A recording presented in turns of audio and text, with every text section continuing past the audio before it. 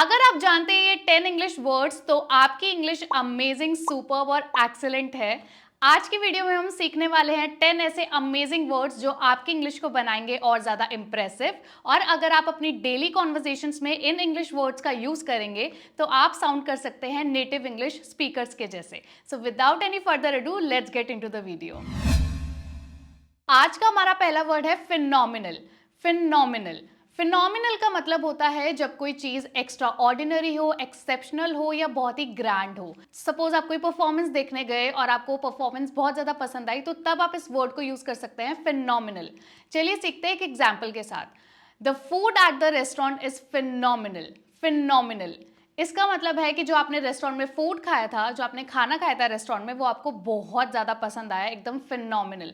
तो वहां पर आप इस वर्ड को यूज कर सकते हैं। सेकेंड वर्ड है हमारा सीरीन।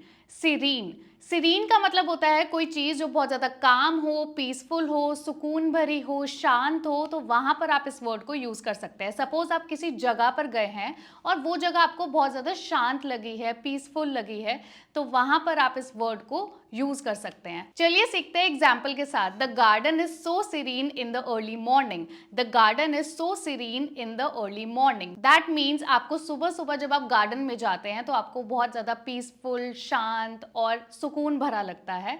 तो यहाँ पर आप इस वर्ड को यूज कर सकते हैं। आज का हमारा थर्ड वर्ड है नॉस्टैल्जिक। नॉस्टैल्जिक नोस्टैल्जिक का मतलब होता है, सपोज कि आप अपने होम टाउन में विजिट करते हैं, वहाँ पे आपने अपना स्कूल देखा, तो स्कूल को देखकर जो भी आपको पास्ट की मेमोरीज याद आती है, तो वो होता है नोस्टैल्जिक फीलिंग। सपोज आपने अपने बचपन की कोई फोटोज देख ली या फिर आपने कोई कैप देख ली एंड उसको देखकर आपको अपने बचपन की मेमोरीज की याद आ गई, तो वो होती है एक नोस्टैल्जिक फीलिंग।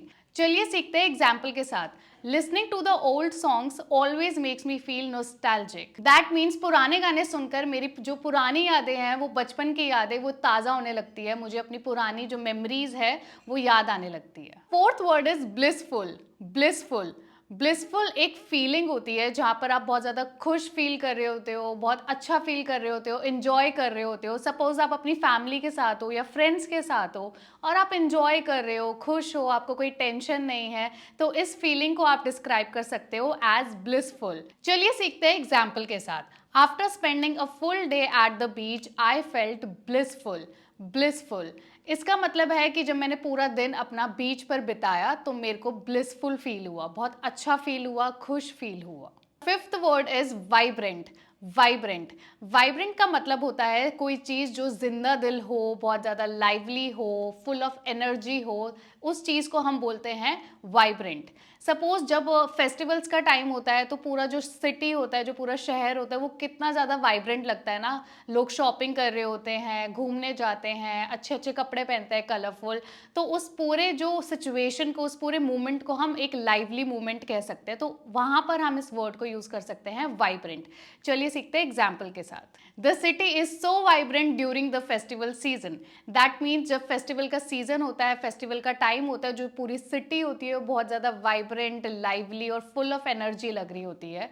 सो यहाँ पे आप इस वर्ड को यूज कर सकते हैं। Sixth word is unwavering. Unwavering unwavering का मतलब होता है कोई चीज़ जो शेक ना कर रही हो, जो स्थिर हो, सॉलिड हो और जो कि काफ़ी मजबूत हो, तो उसको आप कह सकते हो अनवेवरिंग। सपोज आपका कोई फ्रेंड सपोर्ट करता है या कोई फैमिली मेंबर आपको ऐसे सपोर्ट करता है जो कि सपोर्ट हमेशा कांस्टेंट रहता है, वो हमेशा कोई भी हालात हो, कोई भी सिचुएशन हो, आपको सपोर्ट करते रहते हैं, तो उनका जो सपोर्ट है आपके लिए वो अनवेवरिंग होता है। चलिए सीखते हैं एक एग्जाम्पल के साथ। Her unwavering support helped me during the difficult times.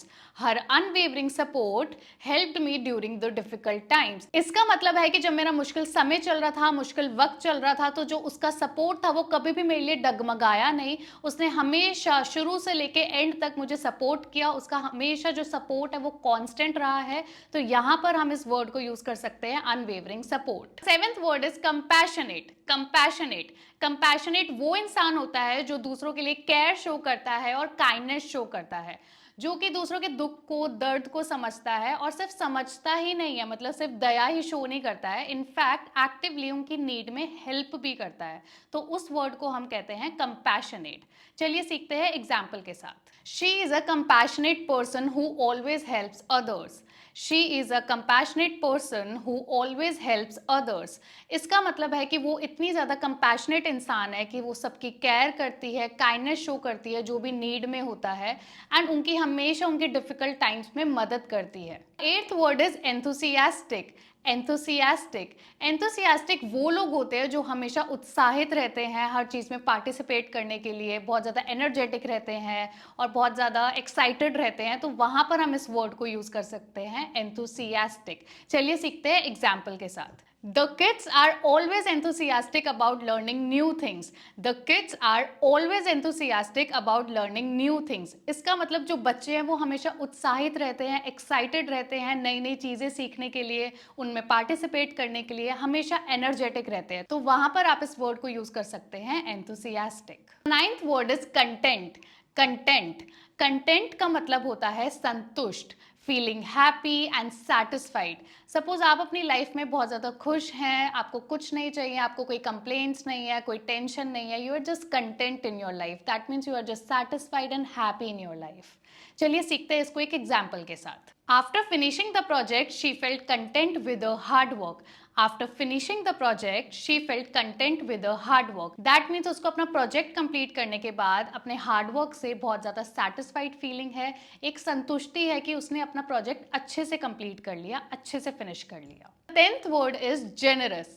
Generous generous वो लोग होते हैं जो दरिया दिल होते हैं, जिनका जो दिल है वो बड़ा होता है, जो हमेशा किसी की मदद करने के लिए तैयार रहते हैं। बेसिकली जेनरस वो लोग होते हैं जो दूसरों को अपना वक्त, पैसा या मदद बिना किसी एक्सपेक्टेशंस के देते हैं। ये वो लोग होते हैं जो हमेशा मदद करने के लिए तैयार रहते हैं और हमेशा एक्सपेक्टेशंस से ऊपर ही साथ देते हैं।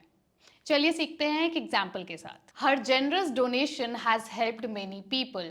हर generous donation has helped many people, that means उन्होंने जो डोनेशन दिया है खुले दिल से, बड़े दिल से, उस डोनेशन ने काफ़ी लोगों की मदद करी है, काफ़ी नीडी लोगों की हेल्प करी है, तो यहाँ पर हम बोल सकते हैं जेनरस डोनेशन।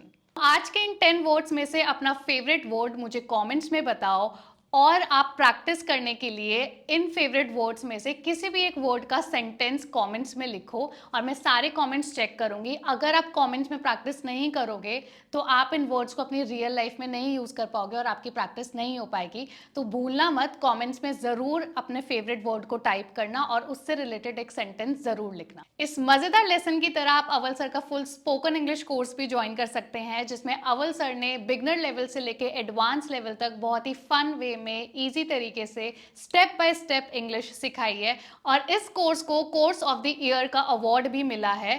तो इस कोर्स को ज्वाइन करने के लिए लिंक डिस्क्रिप्शन में है या फिर आप awalenglish.com पर भी जा सकते हैं। Thank you so much.